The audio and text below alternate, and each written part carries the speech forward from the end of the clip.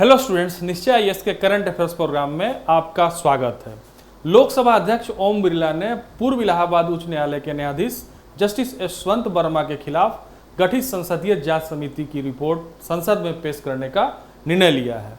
यह निर्णय इसलिए महत्वपूर्ण है क्योंकि जस्टिस वर्मा ने अप्रैल 2026 में इस्तीफा दे दिया था और माना जा रहा था कि उनके इस्तीफे के साथ ही महाभियोग की जो प्रक्रिया है वो समाप्त हो जाएगी।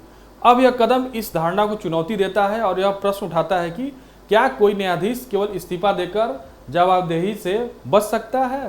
तो हम इस टॉपिक में इसी घटना के आलोक में या जो अभी जो स्टेप लिया जा रहा है उसके आलोक में हम समझने की कोशिश करेंगे कि किसी भी न्यायाधीश की जो इस्तीफा देने की जो प्रक्रिया है उससे जुड़े हुए जो संवैधानिक पहलू है वो क्या है, साथ ही साथ महाभियोग की प्रक्रिया क्या है उस पर भी हम चर्चा करेंगे। और इसके अलावा हम देखेंगे कि विभिन्न मामलों में जो सुप्रीम कोर्ट है विभिन्न मामलों में इससे जुड़े हुए फैसले में क्या क्या कहा है, साथ ही साथ उससे जो निकली हुई अन्य जो विचारधारा है कि क्या क्या कदम उठाया जा सकता है उस पर भी चर्चा करेंगे। और साथ ही हम ये भी देखेंगे कि लोकसभा में अगर इसको पेश किया जा रहा है या संसद में अगर इसको पेश किया जा रहा है तो उसका क्या महत्व है भारतीय पॉलिटिकल सिस्टम के दृष्टिकोण से। तो आइए हम इस टॉपिक पे इन सारे बिंदुओं पर चर्चा करते हैं। यह बहुत ही महत्वपूर्ण टॉपिक है आपके लिए, खासकर पॉलिटी का बहुत ही महत्वपूर्ण टॉपिक है और इस तरह के जो विवादास्पद मुद्दे हैं इससे जुड़े हुए क्वेश्चंस खासकर मेंस एग्जामिनेशंस में पूछे जा सकते हैं। तो कृपा करके आखिरी तक बने रहिएगा इस वीडियो में, बहुत ही इंटरेस्टिंग और बहुत ही उपयोगी आपके लिए वीडियो होने वाला है। तो सबसे जो जरूरी जो चीज़ है इससे जुड़ा हुआ, जैसा कि मैंने बताया ही कि समाचार को समझ लेते हैं कि लोकसभा अध्यक्ष ओम बिरला ने पूर्व इलाहाबाद उच्च न्यायालय के न्यायाधीश जस्टिस यशवंत वर्मा के खिलाफ गठित संसदीय जांच समिति की रिपोर्ट संसद में पेश करने का निर्णय लिया है। मैंने बताया, साथ ही अगर आप इसके जो है उसमें जाइएगा पृष्ठभूमि में तो जरूर आपके मन में सवाल आएगा कि क्या ऐसा कुछ हुआ था जो ये जो है अभी मामला उभर कर सामने आया है। तो अगर पृष्ठभूमि में जाते हैं तो वर्ष 2025 में जस्टिस यशवंत वर्मा के नई दिल्ली स्थित सरकारी आवास से जली हुई आंशिक रूप से नष्ट मुद्रा करेंसी नोट बरामद हुई थी। इसके बाद सर्वोच्च न्यायालय ने इन हाउस जांच गठित की। जांच में उनके खिलाफ प्रथम दृष्टया आरोप सही पाए जाने की बात सामने आई। इसके पश्चात 146 से अधिक लोकसभा सांसदों ने उन्हें हटाने के लिए प्रस्ताव दिया। लोकसभा अध्यक्ष ने जज इंक्वायरी एक्ट 1968 के तहत 3 सदस्यीय जांच समिति का गठन किया, लेकिन जांच पूरी होने से पहले ही जस्टिस वर्मा ने राष्ट्रपति को पत्र लिखकर इस्तीफा दे दिया। तो इसलिए जो है मामला इसके पृष्ठभूमि से समझने से आपको क्लियर हो गया होगा कि ये क्या क्या इसका टाइमलाइन था। अब हम लोग समझते हैं कि न्यायाधीश के इस्तीफे से संबंधित संवैधानिक प्रावधान क्या है। देखिए, सबसे पहले अनुच्छेद 217 को समझिए। उच्च न्यायालय का न्यायाधीश राष्ट्रपति को लिखित पत्र देकर इस्तीफा दे सकता है। 1978 का सर्वोच्च न्यायालय का निर्णय क्या कहता है इसके बारे में देखिए। न्यायाधीश का इस्तीफा एक तरफा एक्ट होता है, ठीक है। इससे प्रभावी होने के लिए राष्ट्रपति की स्वीकृति आवश्यक नहीं होती है। इस्तीफा उसी तिथि से प्रभावी माना जाता है जो न्यायाधीश ने निर्धारित की हो, मतलब एक तरफा एक तरीके से निर्णय है। लेकिन इसमें जो महत्वपूर्ण प्रश्न उभर कर सामने आता है वह यह आता है, संविधान अथवा सर्वोच्च न्यायालय के निर्णय में कहीं भी यह नहीं कहा गया है कि यदि किसी न्यायाधीश के विरुद्ध जांच लंबित हो तो इस्तीफा देते ही वह स्वतः समाप्त हो जाएगी। तो यह प्रश्न महत्वपूर्ण इससे निकलकर सामने आता है कि कोई न्यायाधीश के खिलाफ किसी प्रकार की जांच अगर पेंडिंग है और जांच समाप्त होने से पहले ही वो इस्तीफा दे देता है तो क्या जो लंबित जांच है वो समाप्त हो जाएगी। ये सबसे महत्वपूर्ण यहाँ प्रश्न उभर कर सामने आ रहा है। अब देखिए कि महाभियोग की प्रक्रिया क्या है, जो संवैधानिक व्यवस्था है कि उसको समझ लीजिए। इससे जुड़ा हुआ भी प्रश्न आता है। अनुच्छेद 124(4), 124(5) क्या कहता है इसके बारे में। उच्चतम न्यायालय तथा उच्च न्यायालय के न्यायाधीशों को सिद्ध कदाचार, प्रूव्ड मिसबिहेवियर अथवा इनकैपेसिटी के आधार पर ही हटाया जा सकता है। इसका प्रक्रिया जो है संसद के किसी भी सदन में इस प्रस्ताव को लाया जा सकता है, चाहे लोकसभा में लाइए चाहे राज्यसभा में लाइए। लोकसभा में कम से कम 100 सांसद अथवा राज्यसभा में 50 सांसदों का समर्थन आवश्यक है इस प्रस्ताव को। इसमें जज इंक्वायरी एक्ट 1968 के तहत जांच में समिति का गठन किया जाता है। इसी के तहत जो है ओम बिरला ने समिति का गठन किया था। समिति द्वारा आरोप सिद्ध होने पर संसद में मतदान होता है और दोनों सदनों में विशेष बहुमत से प्रस्ताव पारित होने पर राष्ट्रपति द्वारा पद से हटाया जाता है। अब तक ये हिस्ट्री है कि अब तक भारत में किसी भी न्यायाधीश को महाभियोग के माध्यम से नहीं हटाया गया है।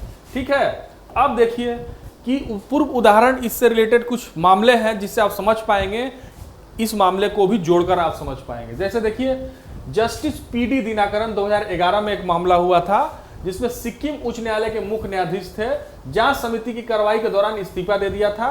राज्य व सचिवालय ने कहा था कि चूंकि हटाने का उद्देश्य समाप्त हो गया इसलिए जांच भी समाप्त मानी गई। ठीक है, ये उदाहरण उस समय का है। उसी तरह जस्टिस सौमित्र सेन 2011 में एक मामला हुआ था जिसमें राज्यसभा ने उनके विरुद्ध महाभियोग प्रस्ताव पारित कर दिया था। लोकसभा मतदान से पहले उन्होंने इस्तीफा दे दिया। इसके बाद लोकसभा ने महाभियोग प्रक्रिया आगे नहीं बढ़ाई। मतलब अभी तक यही होता आया है। उसमें एक तरीके से कह सकते हैं कि व्यवस्था बनी बनाई व्यवस्था इस तरह से बन गई है, कहीं लिखा नहीं गया है कि अगर जांच के दौरान किसी ने इस्तीफा दे दिया न्यायाधीश ने तो उसको जो है उसके महाभियोग की प्रक्रिया को आगे नहीं बढ़ाई गई। लेकिन इसका परिणाम देखिए, इन दोनों मामलों के बाद यह परंपरा एक तरीके से बन गई कि महाभियोग की कार्रवाई समाप्त नहीं मानी जाती है, जबकि कानून में ऐसा स्पष्ट प्रावधान नहीं है। एक परंपरा जरूर बन गई। जो पूर्व मामले हुए हैं जो कि 2011 में दोनों मामले हुए थे, इन मामलों में उनके खिलाफ जो है महाभियोग की प्रक्रिया को आगे नहीं बढ़ाया गया। प्रक्रिया के दौरान ही जो है जस्टिस पीडी दिनाकरन और जस्टिस सौमित्र सेन ने इस्तीफा दे दिया, जिस कारण जो है मामला आगे नहीं बढ़ाया गया। यह परंपरा एक तरीके से बनी गई थी। लेकिन चूंकि कानून में जो है इस तरह का स्पष्ट कोई प्रावधान नहीं है कि उनकी महाभियोग की प्रक्रिया को समाप्त माना जाएगा।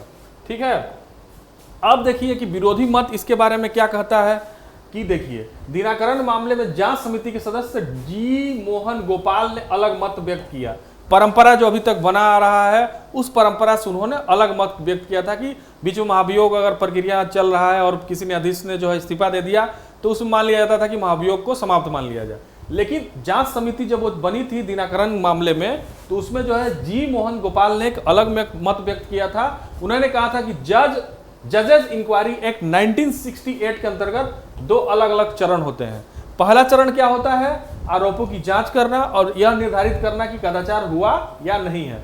दूसरा चरण जो होता है संसद द्वारा न्यायाधीश को पद से हटाना। उनका तर्क था कि सत्य का पता लगाना स्वयं में सार्वजनिक हित का विषय है। ठीक है, अगर मान लीजिए कि प्रक्रिया अगर चल रहा है इस एक्ट के द्वारा, तो अगर प्रक्रिया बीच में ही अगर न्यायाधीश के इस्तीफा देने से बीच में ही उसको रोक दिया गया तो सत्य का पता तो चला नहीं कि वो कदाचार में शामिल थे कि नहीं थे। तो ये एक बहुत बड़ा महत्वपूर्ण प्रश्न है।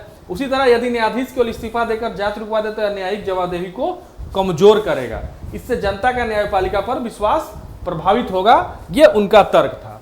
ठीक है, इस तर्क को आप समझ लीजिए। इस तरह के तर्क अगर इस तरह का प्रश्न आता है, अगर इन तर्कों को आप फैक्ट के साथ अगर डालेंगे तो आपको बेहतर नंबर मिलेगा। ठीक है, उसी तरीके से लोकसभा में जो रिपोर्ट है पेश करने का क्या महत्व होगा वो आप जान लीजिए। देखिए, न्यायिक जवाबदेही, जुडिशियल अकाउंटेबिलिटी, अक्सर कहा जाता है कि अकाउंटेबल होना चाहिए। जैसे जांच संवैधानिक प्रक्रिया के तहत हुई, ठीक है, इसमें सार्वजनिक धन जो खर्च हुआ, रिपोर्ट संसद में रखने से उसके निष्कर्ष सार्वजनिक होंगे। ठीक है, यह संदेश जाएगा कि इस्तीफा देकर जांच से बचा नहीं जा सकता। दिनाकरन मिसाल पर पुनर्विचार, यदि रिपोर्ट संसद में प्रस्तुत होती है तो यह 2011 की स्थापित परंपरा को बदल सकती है और भविष्य के मामलों के लिए नया मानदंड स्थापित कर सकती है। अगर जैसा कि ओम बिरला ने निर्णय लिया कि संसद में इसको पेश किया जाएगा, तो अगर जो रिपोर्ट पेश किया जाता है तो जो पूर्व में जो व्यवस्था चली आ रही है एक परंपरा, वो कहीं ना कहीं टूटेगी और वो बदलेगी। उसी तरीके से पेंशन और सेवा लाभ के बारे में अगर मानिए कि सामान्यतः इस्तीफा देने वाले न्यायाधीश भी सेवानिवृत्त न्यायाधीशों के समान ही पेंशन लाभ प्राप्त करते हैं। यदि रिपोर्ट में गंभीर कदाचार सिद्ध होता है तो विधि विशेषज्ञों के अनुसार महाभियोग की प्रक्रिया आगे बढ़ सकती है। सेवा लाभ एवं पेंशन पर प्रभाव पड़ सकता है। भविष्य में आपराधिक कार्रवाई का मार्ग भी प्रशस्त हो सकता है। तो ये सारी चीजें हैं, इन सारी चीजों से बच जाते थे न्यायाधीश। लेकिन अगर ये लोकसभा इस तरीके से आ रही है, रिपोर्ट पेश किया जाएगा तो ये चीजें हो सकती है। कुछ जरूरी जो चीजें मुख्य संवैधानिक प्रावधान या कानूनी प्रावधान है उसको भी आप जान लीजिए, फैक्चुअल इंफॉर्मेशन है। जैसे अनुच्छेद 217 है, उच्च न्यायालय के न्यायाधीश का इस्तीफा होता है, इसके तहत अनुच्छेद 124(4) है, न्यायाधीशों को हटाने की प्रक्रिया होती है। अनुच्छेद 124(5) है, संसद की प्रक्रिया निर्धारित करने की शक्ति होती है। और जजेज इंक्वायरी एक्ट 1968 जो है, जांच समिति और महाभियोग जांच की प्रक्रिया इसमें होती है।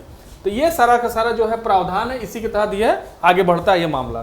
अब देखिए कि मुख्य विवाद इससे क्या हो सकता है, क्या इस्तीफा देने के बाद भी जांच जारी रह सकती है? सबसे महत्वपूर्ण सवाल यही आता है। क्या न्यायिक जवाबदेही केवल पद से हटाने तक ही सीमित है?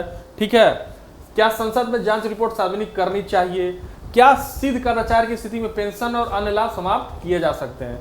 ये मुख्य प्रश्न उभर कर सामने आ रहे हैं। ठीक है।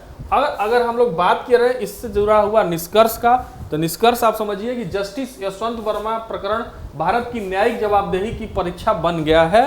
ठीक है। यदि संसद में जांच रिपोर्ट प्रस्तुत की जाती है तो यह स्पष्ट संदेश जाएगा कि न्यायाधीश केवल इस्तीफा देकर सार्वजनिक जांच और उत्तरदायित्व यानी रिस्पॉन्सिबिलिटी से वो बच नहीं सकते हैं।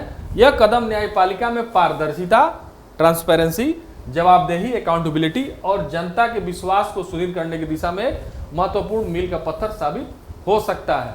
तो जो गवर्नमेंट ऑफ इंडिया या लोकसभा के जो अध्यक्ष हैं उन्होंने जो निर्णय लिया है वो जुडिशरी में विश्वास की बहाली, ट्रांसपेरेंसी, साथ ही साथ जो है रिस्पॉन्सिबिलिटी, इन सारे चीज़ों को और मजबूत करने की दिशा में एक महत्वपूर्ण कदम माना जा सकता है। तो आज के इस टॉपिक में इतना ही। और मैंने ये प्रयास किया कि जो इससे जो जुड़े हुए जो संवैधानिक पहलू हैं, महाभियोग की जो प्रक्रिया है और इससे जो नए आयाम जो प्रश्न उभर कर सामने आ रहे हैं या लोकसभा में पेश करने के क्या महत्व है, उन सारी चीज़ों पे हमने चर्चा करने की कोशिश की। आशा है आपको इस टॉपिक से कुछ क्लियरिटी मिली होगी इस प्रकरण को समझने में। और मिलते हैं हम इसी प्रकार का कोई महत्वपूर्ण टॉपिक को लेकर जो कि आपके एग्जामिनेशन के दृष्टिकोण से महत्वपूर्ण हो। और आप इसी तरह जो है हमारे चैनल को लाइक और सब्सक्राइब करते रहें, उससे हमको अपार समर्थन मिलता है। मिलते हैं नेक्स्ट टॉपिक में। Thank you so much.